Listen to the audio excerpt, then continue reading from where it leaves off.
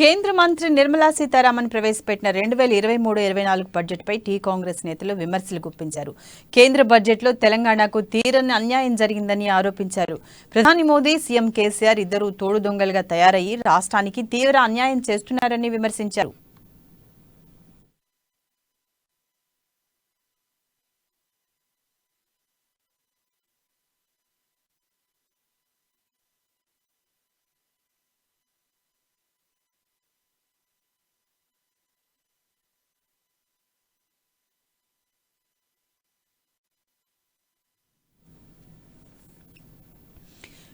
కేంద్ర బడ్జెట్లో తెలంగాణకు తీరని అన్యాయం జరిగిందని టీపీసీసీ అధ్యక్షుడు రేవంత్ రెడ్డి ఆరోపించారు. పార్లమెంటు వేదికగా విభజన చట్టంలో ఇచ్చిన బయ్యారం ఉక్కు ఫ్యాక్టరీ, కాజీపేట రైల్వే ఫ్యాక్టరీ, సాగునీటి ప్రాజెక్టుకు జాతీయ హోదా వంటి అంశాలను బడ్జెట్లో విస్మరించారని అన్నారు. కాంగ్రెస్ పార్టీ ఇచ్చిన ఐటీఆర్ ప్రాజెక్టు ప్రస్తావనే లేదని ధ్వజమెత్తారు.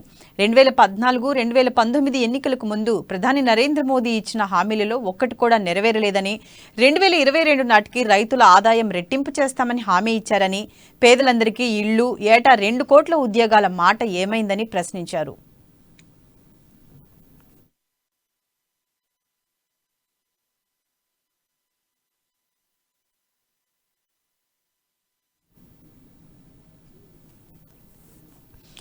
కేంద్ర బడ్జెట్ పేదలకు నిరాశను కలిగించిందని ఏఐసీసీ కార్యక్రమాల అమలు కమిటీ చైర్మన్ ఎలేటి మహేశ్వర్ రెడ్డి అన్నారు. సామాన్యులకు మేలు కలిగించే అంశాలేవి బడ్జెట్లో కనిపించడం లేదన్నారు.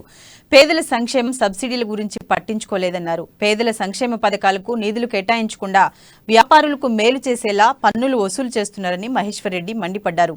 బడ్జెట్లో తెలంగాణకు ఒరిగిందేమీ లేదని, విభజన హామీల మీద ఎలాంటి ప్రకటన చేయకుండా రాష్ట్రానికి కేంద్రం మొండిచేయి చూపించిందని మహేశ్వర్ రెడ్డి అన్నారు.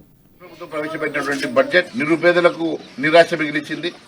ఎక్కడ కూడా ఉపాధి హామీ అంశం కానీ, కనీసం సబ్సిడీల అంశం కానీ ఎక్కడ పేర్కొనలేదు. ముఖ్యంగా ఈ బడ్జెట్ లో తెలంగాణ రాష్ట్రానికి మొండి చేయి చూపించిందని తెలియజేస్తా ఉన్నాను. మరి తెలంగాణ రాష్ట్రానికి ప్రత్యేకమైన నిధులు లేవు, సబ్సిడీల మీద ధ్యాస పెట్టలేదు, ఉపాధి హామీ గురించి ప్రస్తావన చేయలేదు, ఎంప్లాయ్మెంట్ మీద ప్రస్తావన చేయలేదు. ఇది కేవలం పేదవారి నడుము విరిచేటువంటి బడ్జెట్. ఇది పూర్తిగా ధనికుల కోసం మాత్రమే ఈ బడ్జెట్ ని రూపొందించినట్టు అవపడతా ఉన్నది. అట్టడుగు బడుగు బలైన వర్గాలను పూర్తిగా విస్మరించినటువంటి బడ్జెట్ గా మేము పేర్కొంటా ఉన్నాం. ముఖ్యంగా ఇది వ్యాపారవేత్తలకు, ధనికుల కోసం దోచిపెట్టే బడ్జెట్ గా మరి కనపడతా ఉన్నది. దీంట్లో కొత్తదనం లేదు, కేవలం అంకెల గారెడు మాత్రమే కనిపిస్తాం. పేదల పట్ల కేంద్ర ప్రభుత్వానికి ఎలాంటి ప్రేమ, పట్టింపు లేదన్నారు కాంగ్రెస్ నేత షబ్బీర్ అలీ. ఏ రకంగా చూసినా నిర్మలా సీతారామన్ ప్రవేశపెట్టిన బడ్జెట్ పేదల నడ్డి విరుస్తుందన్నారు. బడ్జెట్లో తెలంగాణకు జరిగిన అన్యాయానికి బీజేపీ, బీఆర్ఎస్ ఇద్దరూ దోషులేనని చెప్పారు. రాష్ట్రంలో ప్రతి పేదవాడికి ఇళ్లు నిర్మించేందుకు అవసరమైన నిధులను కేంద్రం కేటాయించాలని షబ్బీర్ అలీ డిమాండ్ చేశారు.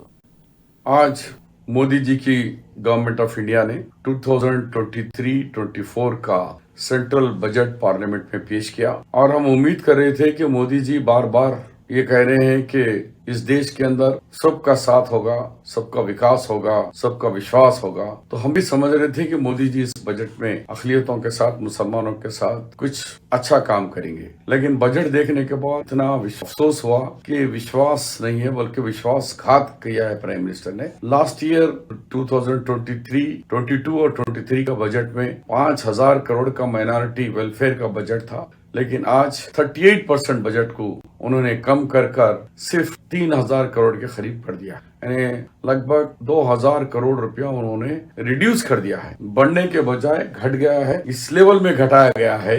5-10% नहीं, 38%। 2013-14 के बजट भी